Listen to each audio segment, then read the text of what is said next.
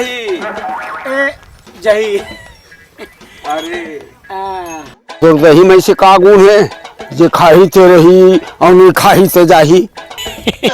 फिर तू ये भगवान कृष्ण के जमाना से चले आते। अच्छा अरे जी ऐसा दही खाते वो कभू बुढ़वा नहीं हुए, सदा जवान रही।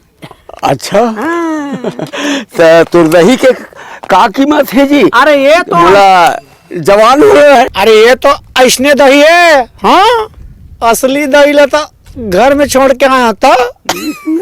ऐसे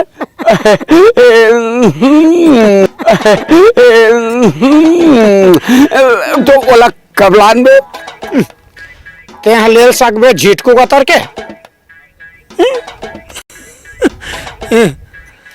अरे 40 रुपया पाव और तोला शरीर के हिसाब से 400 खाइल पर है।